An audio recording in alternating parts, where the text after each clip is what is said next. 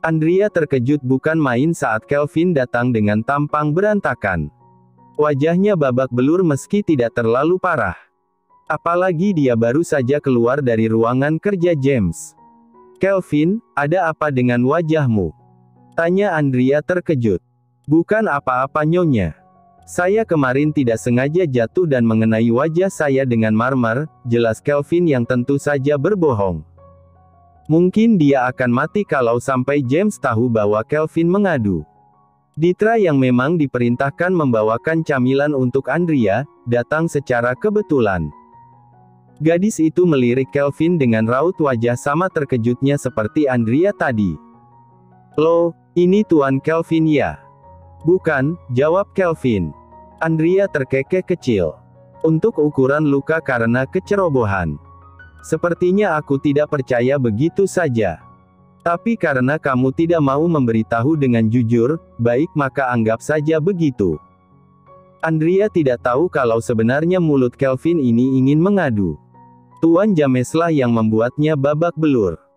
Meski dia tidak bisa melihat, namun ketahuilah insting dari Tuan James begitu tajam. Dia selalu memukul lawannya secara tepat sasaran. Meski memang sulit dipercaya, mungkin karena James sendiri sudah terlatih melakukannya.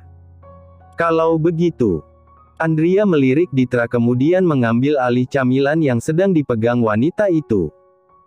"Ditra, tolong obati lukanya Kelvin ya." "Aku percayakan Kelvin padamu," ujar Andrea dengan keyakinan penuh. Merasa bahwa dirinya benar-benar diberikan tanggung jawab yang besar, Ditra menganggukkan kepalanya dengan semangat. Kelvin segera menggeleng. "Tidak perlu Nyonya, saya akan ke rumah sakit untuk." "Aku tidak menerima bantahan." Kelvin hanya bisa mendengus pasrah.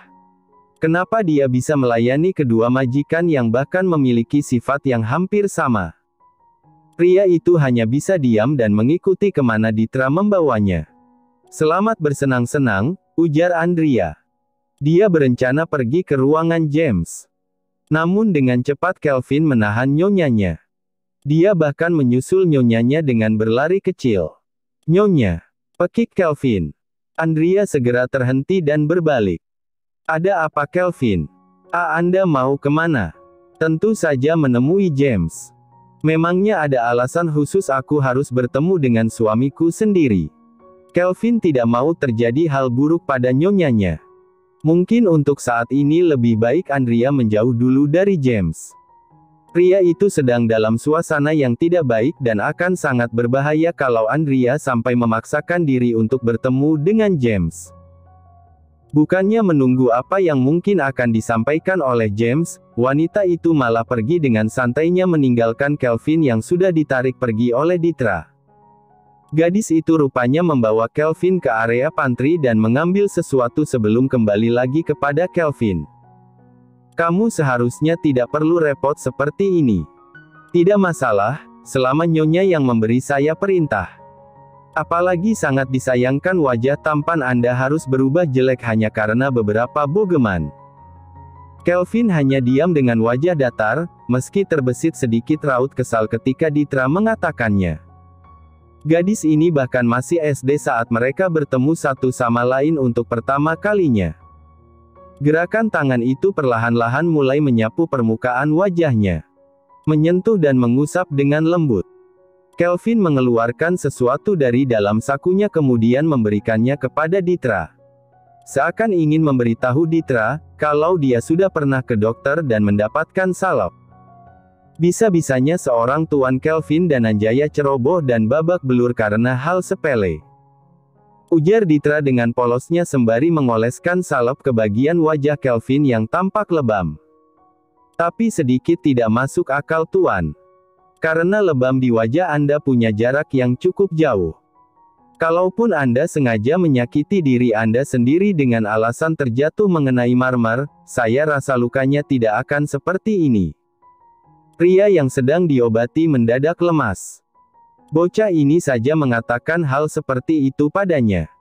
Tapi Kelvin hanya bisa menyembunyikan fakta kalau tuan merekalah yang membuat wajah tampannya memiliki lukisan aneh. "Sepertinya Nyonya terlalu memanjakanmu Ditra. Sampai saya sendiri cukup kaget dengan ucapanmu. Ditra segera menutup mulutnya. Salahkan dia yang terlalu ingin mengetahui sesuatu yang membuatnya penasaran. Ini bukan karena Nyonya, tapi karena saya sendiri yang menginginkannya. Nyonya bahkan membuat saya merasa lebih baik. Tuan sendiri, padahal dulu pendiam sekarang sepertinya sudah tertular sifat Nyonya, tambahnya yang sengaja menekan bagian lebam dari wajah Kelvin. Pria itu meringis pelan. Kamu seperti sengaja menekannya, gumam Kelvin dengan datar. Oh benarkah? Maaf, balas Ditra. Kelvin geleng-geleng kepala. Mungkin karena Nyonya Andrea, dia jadi merasa lebih mengenal sosok Ditra. Karena yang dia ingat, Ditra adalah anak dari pelayan yang pernah bekerja dengan mendiang Nyonya Anne. Apalagi mereka berdua bisa dibilang sama-sama orang James yang sangat setia. Ketika Ditra sedang mengusap sudut bibirnya Kelvin, tanpa sadar mata mereka berdua malah saling beradu satu sama lain. Tapi ketahuilah, hanya Kelvin yang berdebar. Ditra justru memberikan tatapan datar dan memutusnya secara sepihak. Apa ini? Rasanya seperti aku sedang diabaikan, Kelvin hanya bisa membatin. Merasa kalau perasaannya agak aneh, Kelvin segera menepisnya dan menanamkan konspirasi kalau Ditra adalah bocah. Sementara itu Andrea yang memang sengaja ingin bertemu dengan James mengurungkan niat saat tiba-tiba kepala pelayan alias Pak Ernest memanggilnya. Wajah pria tua baya itu terlihat sedikit mencurigakan. Terbukti saat Pak Ernest meminta Andrea untuk mendekat padanya. Apa ini? Bukankah seharusnya Pak Ernest yang mendekatinya? Ada apa? Gerak-gerik pria tua baya itu tampak mencurigakan. Karena lirikan matanya seolah-olah mengamati apa yang mungkin bisa terjadi di belakang Andrea. Nyonya, saya hanya ingin menyampaikan sesuatu. Kalau sepertinya saya akan mengajarkan Nyonya bagaimana cara mengelola uang pengeluaran dan pemasukan dari mansion ini. Kernitan di dahi Andrea tidak berhenti sampai di situ saja. Karena sekarang wanita itu tampak keheranan. Tiba-tiba, saya hanya menyampaikan, itu tergantung Nyonya mau menerimanya atau tidak. Karena saya sudah tua dan bahkan takut cepat meninggalkan Tuan James dan mansion ini. Meski terlihat menyembunyikan sesuatu, Andrea tidak menggubris karena apa yang sekarang keluar dari bibir Pak Ernest adalah sebuah ketulusan. Perang. Itu pasti Ditra. Aduh, saya sudah harap-harap cemas kalau mungkin saja Ditra kembali membuat masalah. Pria tua baya itu kembali berbicara. Tidak, sepertinya Ditra tidak akan seceroboh itu untuk memecahkan sesuatu yang terdengar nyaring. Bahkan Andrea merasa dengan sangat jelas bahwa suara itu berada dari dalam ruangan James. Kita mungkin bisa membahas masalah itu nanti Ernest. Tapi saya cukup senang Anda bisa memperhatikan hal tersebut dan memikirkan saya. Ernest menarik kedua sudut bibirnya ke atas. Saya pasti membantu Nyonya apapun itu, jelas Ernest. Andrea menganggukkan kepalanya paham, dan kini berbalik hendak masuk ke ruangan James. Namun lagi-lagi terjadi, seolah Pak Ernest memang sengaja tidak memberikannya izin bertemu James. Apalagi, Nyonya, saya dengar Nyonya Kalia mengadakan tea party Anda tidak ingin. Perang. BRAKK. Ucapan Pak Ernest terputus begitu mendengar suara yang berasal dari kamar James. Begitu juga Andrea, apalagi setelah melihat wajah Pak Ernest yang terlihat panik. Tuan James. Andrea segera mengikuti Pak Ernest untuk masuk ke dalam dan betapa terkejutnya Andrea melihat semuanya berserakan dan tidak ada hal bagus yang dapat dilihat. Raeli tidak tahu kalau saat ini Rio mengajaknya secara mendadak untuk bertemu dengan keluarga besarnya. Keluarga Hilton yang baru sekali diketahui Raeli, sebagai keluarga yang cukup berpengaruh namun kekuatannya tidak sebesar keluarga Celestine. Sempat terbesit penyesalan karena Raeli tidak mencari tahu lebih dulu latar belakang keluarga Rio. Seharusnya Raeli mengundurkan dulu, karena dia tidak tahu dengan jelas dan pasti sebenarnya sosok Rio seperti apa. Wanita itu melirik dengan tatapan penuh pertanyaan ketika dia memandang wajah tampan yang kini sedang fokus menyetir. Kak, kenapa aku tidak pernah diberitahu kalau kakak adalah anggota keluarga Hilton? Satu sudut bibir pria itu tertarik ke atas. Kamu tidak pernah menanyakan sayang. Ah, iya juga. Riley terkekeh sendiri menyadarinya. Meski sekarang dia tidak tahu apa yang mungkin sedang menunggunya di sana. Tenang saja, tidak ada yang berani mengganggumu di sana. Aku jamin itu Riley-ku, ucap Rio dengan suara yang lembut.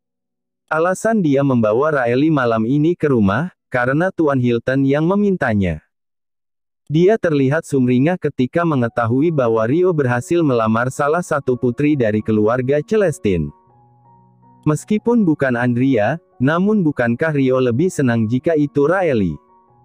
Wanita yang selama ini dia inginkan. Bahkan ketika menjalin hubungan dengan Andrea, yang dia pikirkan hanya Riley. Wanita yang sudah berhasil menarik hatinya. Aku minta maaf karena mengatakannya secara mendadak. Tapi ketahuilah sayang. Aku hanya ingin mengenalkanmu ke keluarga besar secara resmi. Mereka pasti senang karena tahu aku berhasil melamarmu. Pria itu masih fokus pada jalanan di depannya kemudian berdehem pelan. Apalagi ini pertama kalinya aku membawa kekasihku ke hadapan keluarga. Riley hanya bisa dengan sekelumit pikiran yang tidak bisa membuatnya tenang. Rumor tentang keluarga Hilton sendiri bukan sesuatu yang privasi, karena sepertinya hampir seluruh pebisnis mengetahui bagaimana keluarga itu sekarang. Kepala keluarga generasi ke-9 sangat menjaga keluarga tersebut sampai namanya bisa terkenal di kalangan para pebisnis. Apalagi fokus dari keluarga Hilton adalah bisnis tekstil yang berkembang cukup besar. Sayang saja memasuki generasi ke-11. Putra penerus mereka begitu bodoh dan terlibat beberapa skandal tentang investasi bodong dan juga penggelapan dana. Riley sudah mencoba memblokir hal tersebut dari hidupnya, tapi sayang dia malah terjerat dengan Rio. Putra dari keluarga Hilton, meski dia tahu kalau mungkin saja keluarga Hilton akan membuat Rio menjadi penerus karena laki-laki. Kenapa kamu diam sayang? Kamu mau kita batal saja pergi ke sana? Karena aku lebih memilih kenyamananmu daripada harus bertemu dengan mereka, ujar Rio dengan lembut. Sosok inilah yang selalu membuatnya luluh. Rio adalah pria yang sangat memperhatikan dirinya, bahkan saat Rio masih berstatus sebagai kekasih Andrea, pria itu bahkan akan lebih memperhatikan apa yang dia makan, daripada kakaknya. Riley bersyukur karena pria ini sepertinya akan jadi anjing setia yang tidak akan mengingkari sumpahnya, meski Riley berbuat buruk sekalipun. Tidak ada kak, kita tetap saja pergi ke sana. Supaya keluarga kakak juga tahu secantik apa wanita yang akan kakak nikahi, ucap Riley terdengar bergurau. Kamu memang cantik sayang, sampai aku pun rasanya tidak ingin membiarkan mereka menatap ke arahmu dengan perasaan ingin, dan tidak akan membiarkannya terjadi dengan mudah, ujar Rio sedikit posesif. Riley tertawa kecil. Hahaha, kakak ini. Aku tidak secantik itu kok, bahkan kakakku jauh lebih cantik dariku. Karena kakak mirip dengan mami. Satu tangan Rio kini terarah untuk menggenggam tangan wanita tercintanya. Jangan berkata seperti itu sayang, kamu harus tahu kalau aku benar-benar sangat mencintaimu dengan apa adanya dirimu bukan apa yang kamu miliki. Riley menarik kedua sudut bibirnya ke atas. Terima kasih Kak Rio. Meski begitu Riley cukup akui kalau saat ini dia tidak bisa dengan mudah menghilangkan rasa gugupnya karena pandangan beberapa orang yang menatap ke arahnya. Seolah-olah merekalah yang saat ini menjadi bintangnya. Apalagi tatapan dua wanita di ujung sana, bahkan rasanya Riley seperti ditelanjangi karena tatapan menajam itu. Selamat malam semuanya, perkenalkan dia adalah Riley Celestine. Kekasih hati sekaligus calon istri saya. Suara tawa menggelegar dari pria paruh baya di kursi paling ujung terdengar. Para pelayan yang bekerja di sana segera menunduk setelah mendengarnya, sebagai bentuk hormat. Bagus, bagus, selamat datang calon menantuku. Ucapnya kemudian mempersilahkan Riley untuk duduk. Terima kasih, balas Riley seraya tersenyum. Wah, ternyata putri kedua Celestine cukup cantik. Saya sampai terpana melihatnya, sahut Nyonya Hilton yang saat ini duduk berhadapan dengan Kak Rio. Suasana meja makan kali ini cukup tegang. Karena tatapan intimidasi dari wanita dengan rambut merah gelombang nyentrik. Tidak tuh, dia bahkan terlihat seperti orang tidak berguna yang ada di keluarga itu. Aku dengar kamu hanya anak angkat, jadi kita pun tidak harus bersikap dengan hormat padanya. Karemia. Suara bariton yang terdengar berat itu mulai menginterupsi, hal itu membuat Karemia menarik satu sudut bibirnya ke atas dengan tatapan licik. Sementara Riley yang mendengar hal tersebut hanya bisa menyunggingkan senyumnya. Meski dalam hati dia memberikan sumpah serapah bagi wanita itu. Siapa sih wanita nyentrik dengan rambut merah menyala ini? Seketika pandangannya berubah melirik Rio yang tampak tenang. Jangan mengatakan hal yang membuat calon keluarga kita tersinggung Karemia, Nyonya Hilton segera menegur putrinya. Karemia dengan acuhnya mengendikan bahunya. Aku merasa kasta kita bahkan lebih atas daripada anak pungut sepertinya. Karemia jelas tahu berita kalau keluarga Celestine memiliki dua putri. Cukup unik mengetahui keluarga Celestine justru membiarkan putri sah mereka menikah dengan pria buta, sementara putri angkat mereka malah harus masuk ke keluarga ini. Riley melirik Kak Rio dengan tatapan penuh harap. Namun pria itu hanya diam tanpa mau membelanya. Riley tidak bisa membantah karena sekarang dia harus memberikan kesan yang baik kepada keluarga calon suaminya. Karemia, sudah papa peringatkan dirimu untuk diam, atau papa kurung saja kamu. Tegas Tuan Hilton. Mendengar ancaman dari pria parubaya itu, Karemia langsung terdiam meski masih sering menggerutu kesal. Sementara itu Rio berdeham pelan. Tidakkah kamu malu karena sikapmu, Karemia? Riley menarik kedua sudut bibirnya ke atas saat mendengar Kak Rio membelanya. Dia tahu Kak Rio tidak mungkin membiarkan dia tertindas semudah itu. Sudah Rio, biarkan saja. Saya hanya mengajari adik saja Pak. Tidak enak dia mengatakan hinaan dengan gamblang itu, apalagi Riley adalah anak sah keluarga Celestine meskipun secara biologis memang tidak, jelas Rio. Riley segera menyentuh tangan pria itu seakan sedang menenangkan Rio agar tidak terlalu emosi. Dia ingin Rio lebih menahannya dan membiarkan mereka membalas nanti. Cih, dasar anak tidak tahu diri, gumam Karemia dengan suara kecil meski masih bisa terdengar oleh Tuan Hilton. Dan pria itu hanya membiarkan karena memang suara Karemia hanya terdengar olehnya.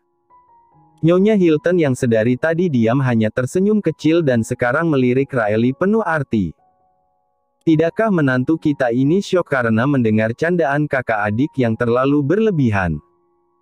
Sungguh di luar dugaan memang mendengar Nyonya Hilton mengatakannya. Orang awam saja akan tahu bahwa apa yang dikatakan oleh Rio dan Karemia bukanlah lemparan candaan semata. Malah terdengar seperti berdebat. Bukan begitu Karemia? Ucapan sang mama tentu membuat Karemia ingin protes namun dengan cepat kaki mamanya mendarat untuk menginjak kaki wanita itu. Au! Ringisnya dengan cepat. Sakit mam.